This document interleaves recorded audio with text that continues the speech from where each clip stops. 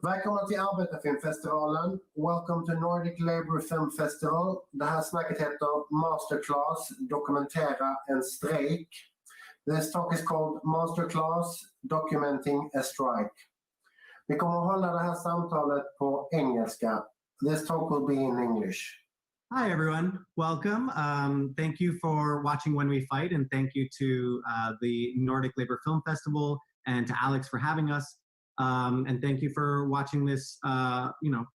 It's, I don't know if we, masterclass, I guess, we're just grateful that you all are here and want to hear more about the film, and we are very happy to be sharing it with you. And we should introduce ourselves. We're the directors and producers. My name is Yoni. I'm Yael. And we're just gonna talk about the film and the filmmaking process. And we have some questions written down here. We might also bounce back and forth with some other questions. And I think, Yael, you wanted to start it off. I did. My first question, Yoni, is how did you guys connect? It's a great question. We were actually at a socialism conference talking about, well, Yael was there filming for her film, The Big Scary S Word, that has just premiered. I did not work on it, so this is not a conflict of interest for me. You all should see it.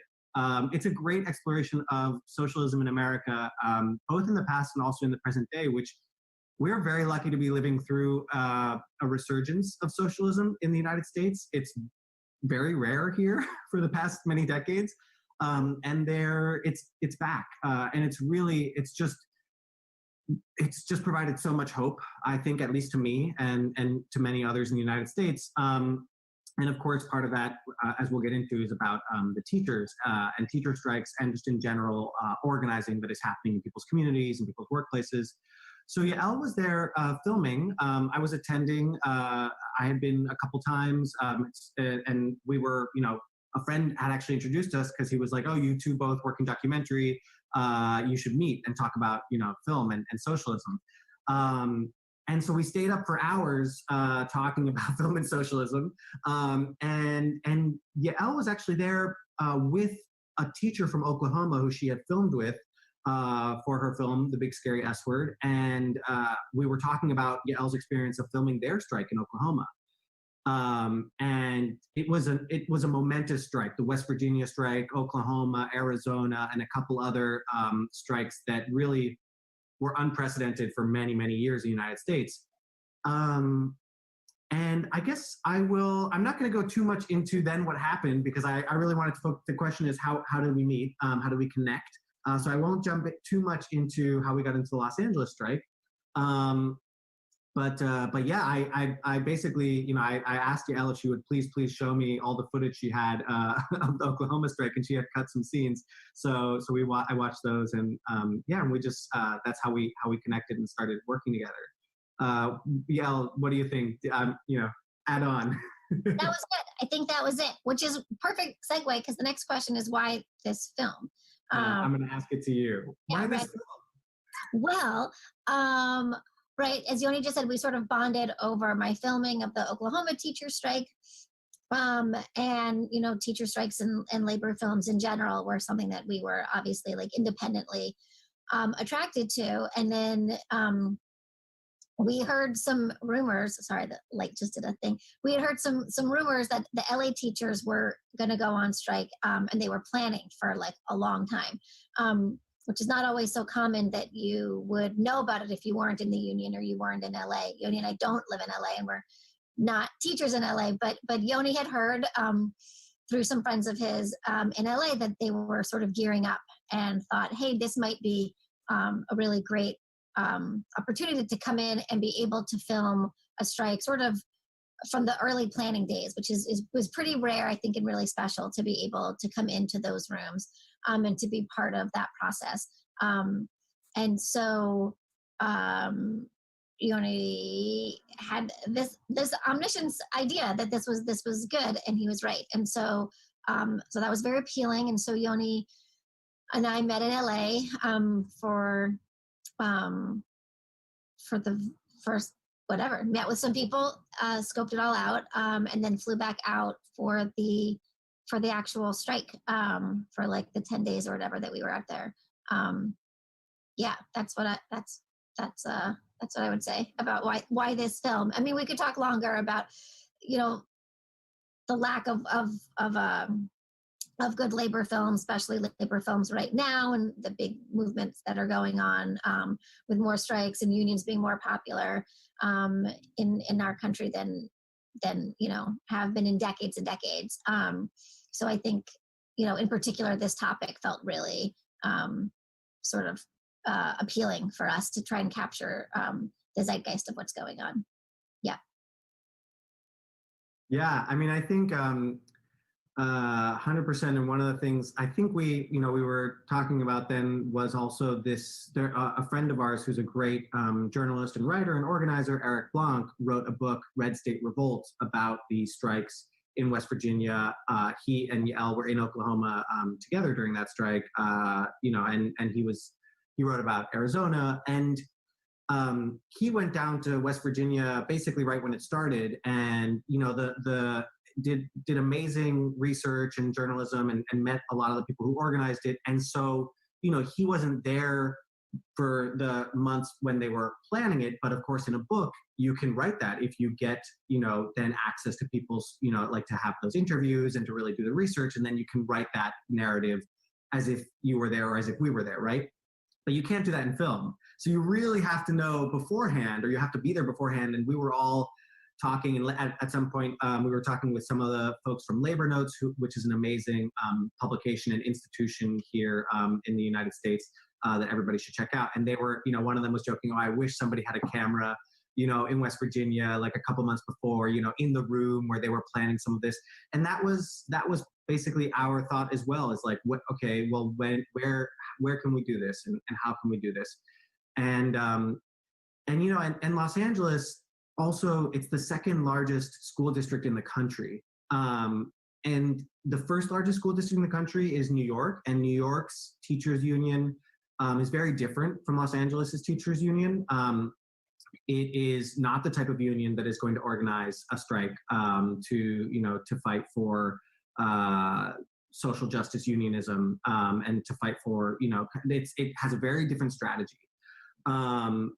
Whereas Los Angeles and Chicago, and which are the second and third largest school districts, and then also many smaller school districts and unions throughout the country, Baltimore, Philadelphia, are. And so it was the largest school district that was part of this trend, and it's also part of another trend, which is the privatization of education in the United States. And so it really, is at the epicenter of many of kind of the changes that are happening right now in the United States around education, and around also just, I mean, when we started filming, the Supreme Court had just decided the Janus case, which said that employees, basically it's a decision that is going to make it much harder for unions to organize and keep members the way that they're used to, because it doesn't you're not automatically getting subscribed or a member of the union and having your dues taken. It makes basically the entire country a right to work country in many ways. And so it just felt like this is, we had just experienced some of the largest strikes in years, in decades in the United States. They were teachers. Here's a teachers union, the second largest in the country, in an enormous, diverse city with a history of protest and progress, and like, let's go. And that's part of why it was so worth it. Even though we didn't live in LA, we're like, let's go, I guess that's a perfect segue into the next question, which is, how did we get access? How did we get access? Well, I think we went down to LA, and we were able to meet with some of the people in union leadership. And I think that was through what we were friends with Eric Blanc, and the journalist, and he was able to sort of vouch for us. And then independently, Yoni and I had our own resumes that I think were appealing to people. They could see that Yoni and I had a track record, and that we were filmmakers that they could trust their story and feel like we would do right by them and do right by the story. And then I think we had some other friends that were in the teachers union who were also just, you know, rank and file teachers who said, oh, these are good people, you should meet with them. And so we went in, I mean, months before September. Yeah. yeah. And met with them and said, hey, this is what we're interested in doing. You know, this is the type of access we would like. This is the type of story we're looking at. I think they wanted to know, you know, like general questions like about whatever, where we would be hoping to get distribution, what length it would be, stuff like that. And then they said yes. And they said, okay, great. We'll let you in. Here, meet with this person, this person, this person. And that was really, then we were off and running. Yeah. And it's, you know, it's funny. It's great to think back about it. Like we met in July, right, of that. And then I think, Yael, you came to New York. So we met again and we were talking about it. And then we heard that they were voting whether or not to authorize a strike in case. So, you know, they were not voting yet to strike, but to authorize the union leaders to call a strike if they felt it was necessary, given how negotiations were going. And I think we may have heard, you know, a couple days before or something that they were going to count the votes on August 31st. And of course, that was too short notice for us to get to LA. So we like built a crew very quickly, like a very small crew. We called, Chris Ward, who Yael knew, and we spoke with a bunch of people and ended up, you know, working with Chris, who's an amazing sound recordist, field producer, camera person.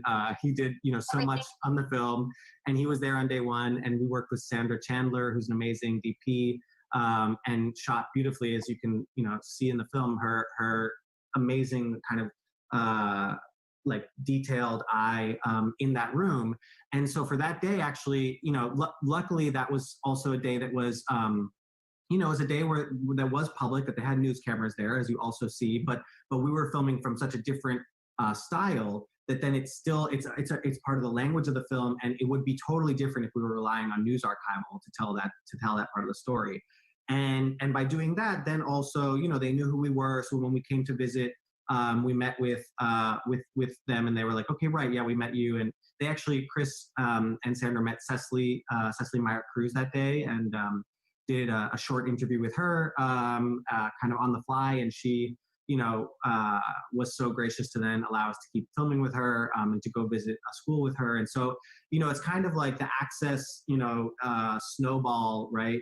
Like builds. And so once we were there one day, then they're like, okay, they're interested in the story, and they're not just interested in reporting on it, you know, for 2 minutes on TV and then, you know, doing the next thing. They actually are interested in seeing how this progresses. And so, you know, and then we went to a meeting of teachers and met some of the parent activists there. And then we went to the parent activist meeting, and kind of through that way, and a lot of phone calls, a lot of asking people to introduce us to other people, and meeting. We met with people who I wish we could have filmed with too. I mean, you know, it's the second largest school district in the country, so there are 35,000 educators there. So we did meet with a lot of people who we didn't end up getting to film with, but maybe next time we'll do a series and we can film everyone.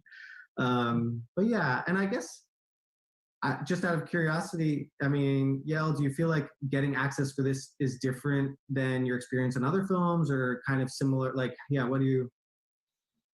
No, I think you know, you show up, you talk to people, you ask questions, they put you in touch with someone else, you talk to that person, they give you other questions. It just sort of spirals. I think if anything, people were so excited to talk that it was easier. There was like an event, there were already camera people, so it was maybe a little bit easier because people were primed to hang out and want to tell what was going on. And then we, you know, they saw that we weren't leaving, so it was like, oh, okay, cool, like we'll see you tomorrow. And that's different from when you talk to a journalist and they're just like pulling you aside for like 5 minutes of questions and they leave. So yeah, that felt really nice. I mean, I felt really like invited into that community. Yeah, it was great. Should we bounce down Well, our list of questions? Oh yeah, do you want to go? Yeah, let me bounce down a little bit. Let's Okay, see. Yeah, that's true. That one, we can put that one maybe a little bit later. Yeah, well, I think we like covered them. So I'm wondering, what sort of along those lines of you were asking, like, were there any surprises? Like, I'm like, I always felt sort of like asking in other films, were there parts that surprised you or caught you off guard? Besides the rain. The rain in LA was not something I was at all prepared for. Well, that's a great, I mean, actually, it's a funny story. Like, of course, I mean, yeah, it never rains in LA. You know, it's like, it's a very rare occurrence that it rains. It's a very rare occurrence that it rains 3 or 4 days in a row, basically all day. Yael and I I think, I forget which day it was, but like one of the, very early on, we had to go to a store to get rain boots because we had not planned, like, it's not like you're going somewhere where you're like, it's going to rain, let me pack for the rain. Yeah. Yeah, and also you're in a place where it doesn't rain often, and so all the rain boots are sold out because everybody needs rain boots. Find rain boots. Which rain boots, rain jackets, a camera cover. I mean, that was definitely a surprise. That was very difficult. And then, one of the interesting things, of course, is like then in the editing, we want to make it makes it much more dramatic in a lot of ways. But also we have to figure out how to make clear that doesn't always happen in LA. Again, it's not like, because if you're watching this from wherever, you might just be like, okay, it's raining. It's like, yeah, it's raining, and literally not like one of the 35,000 teachers, at least as far, none of the people we spoke with were like, oh yeah, like, this is fine, I'm not worried, or I was predicting really this. Worried. I mean, the other side thought, oh, okay, it's raining, these teachers won't last at all, because people in LA don't last in the rain. They don't know what to do. They're like, oh no, it's melting, I'll like have to hide. So it really was, and we're trying to sort of make it feel as important as it did, which is like, this is a real testament to these people's dedication, because they really do melt in the rain. They really don't, they didn't know what to do, and they weren't able to get the appropriate, but they gave out red ponchos, so they were, they were ready. Yeah, I think you're right. It's a testament and it was a test too. Like, it was a test to the preparedness, and they were prepared. Like they got it, I'm sure somebody saw the forecast, and they were like, okay, like they ordered a ton of ponchos. Yeah. And 60,000 people still showed up, like every mega rally. I think had 3 mega rallies during the strike. So that was a big surprise. What other surprises were there? Well, actually, ironically, the other surprise was when we started filming in September, that they thought that they might go, if they were going to go on strike, that it would happen in October. Yeah, longer. Yeah. So, all again, kind of, I guess now if we film another negotiation and strike process, we might be more prepared for that. But at the time, it seemed like, okay, they're going to go in October or maybe November. Okay, well, now it's December. They like, nobody really wants to do this around the holidays. And it's just the unpredictability of negotiations. Because they knew they had a date. I think, if I remember correctly, it was the date that I'm going to get the words potentially wrong, but there was an arbitrator. There was some sort of kind of state arbitration. Yeah. They delivered a decision in October, and then they had 90 days to negotiate. And I guess that they thought it was going to happen more quickly, and it really, really took a long time. And then in January, even, it was going to start on Thursday or Friday, and there was an injunction. So then it started on Monday. So yeah, there were lots of those types of surprises. Yeah, lots of bureaucratic logistical stuff that we had to learn about very quickly and then navigate and be very flexible around, which is hard when you don't live in the city where everything's happening. Yeah.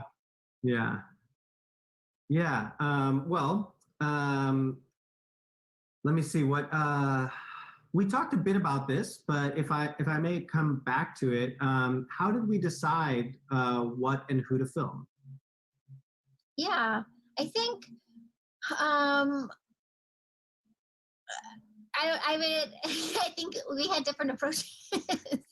I think, it wasn't clear when we were there.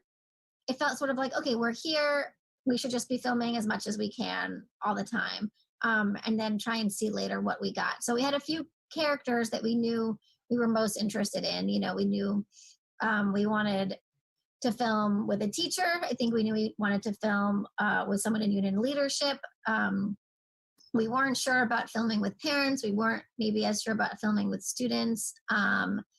But we were there. So we were like, okay, let's just like film while we're here within these sort of categories that we know that we want, and then we can play around. And then it was just meeting people and who was really interesting and who were engaging in things that felt would best represent the larger story. And so within that, I think I think that that's the answer. And who was dynamic and just like really just like, you know, like Cecily just like pops out of the camera. She's so larger than life. So that was sort of an easy thing. Yeah. I think we definitely had different. I erred on the side of filming too much, so my apologies to the editors as well, who then had so yeah, it's hard, and I'm grateful. You know, we had conversations, and it was good to like then be able to plan it out. And I think that you know, there's like just to kind of pick up on some of that as well. Like once the strike started, we were like, okay, like let's go film at this school, like that we filmed at day one. Let's film again on day 3 there, and kind of trying to see so we can get an arc maybe at that school. So we were able to film 2 or maybe even 3 days at Dorsey High School, which you see in the film. And so that was great. And so some of it also was like once we started, then like following schools or communities over a bit of an arc. We had filmed the East Side area meetings earlier in the film, early in the process as they're planning. And so we said, okay, let's go back to the school where we saw them meet. There were teachers from all over the East Side of LA, but they met at one school at Roosevelt High School. And there was one teacher there who we had filmed with. Also, you know, there's a lot of stuff that doesn't end up in the film, but we filmed her, you know, working on schoolwork, grading papers and stuff.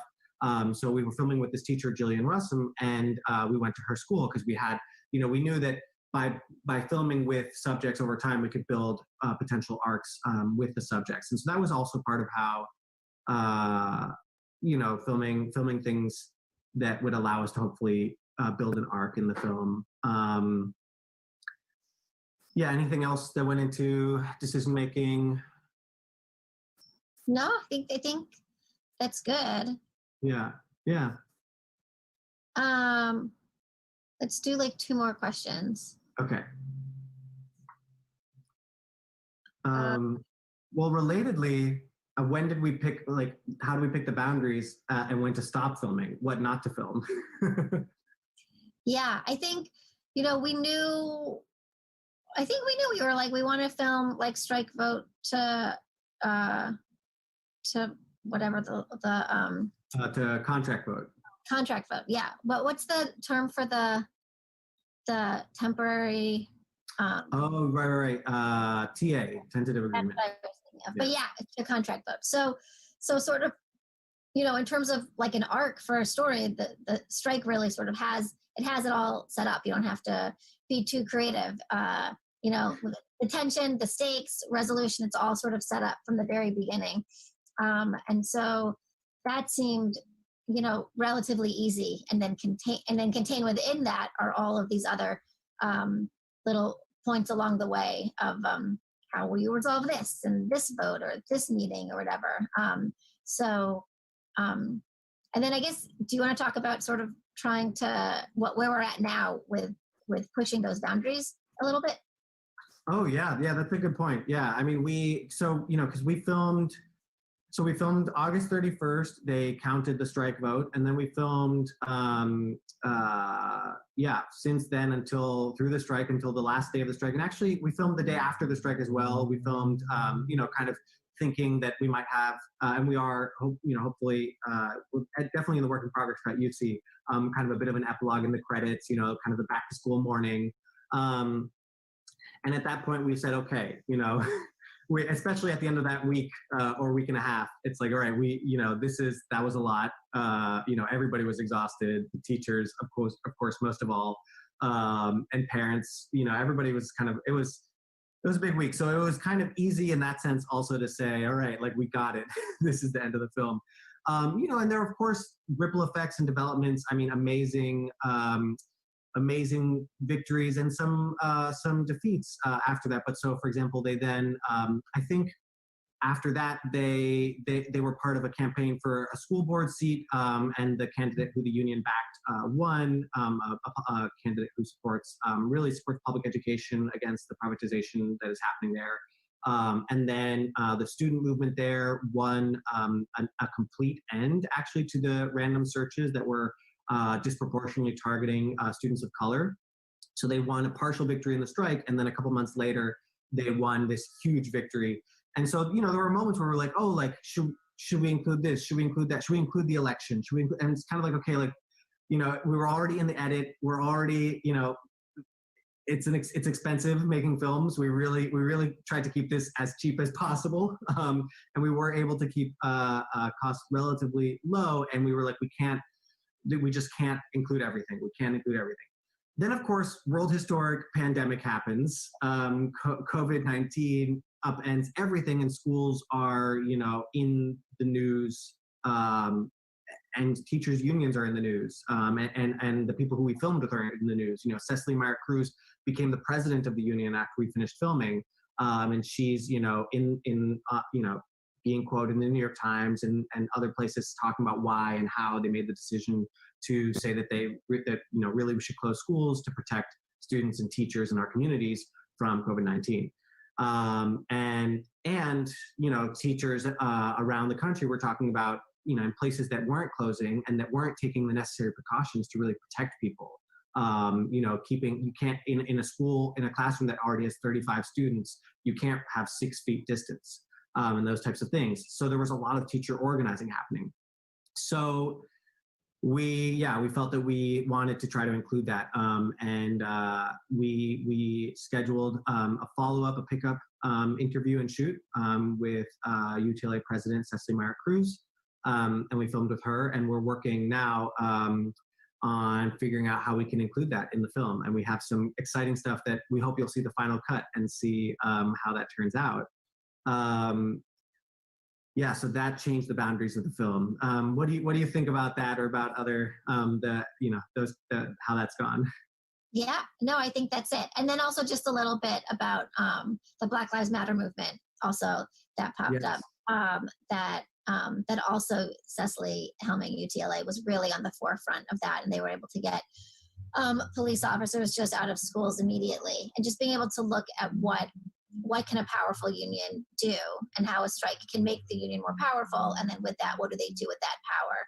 And really being able to see UTLA just like leading the country right now, and that it's just like a humbling experience to witness that power being developed, and hope that we will be able to do them justice in this project. Yeah. Okay, final question, Yoni. Where are you hoping this film will live when we're done? What do we want to do with it? It's a great question. I hope it will live in people's hearts. And minds. Yep. Yeah. I think it's a really difficult question for every filmmaker. And it's related to everything. It's related to, also obviously to funding and film financing, and can we even, how do we make this sustainable, which is very difficult. It's related to how we make sure that people can see the film, and that, I think for example, one of the things that Yael and I have talked about a lot, and that, we've talked about this all a lot. And one of the things that you have to balance is like, how can we get the film somewhere, that doesn't have a paywall, and still make the film sustainable, and get it out there.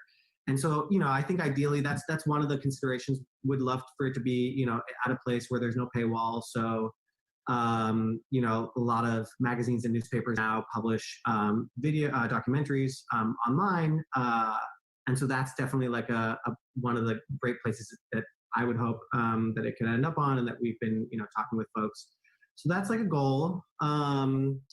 Obviously, Where can people sign up so they can sign up for our newsletter and then be updated when it is available?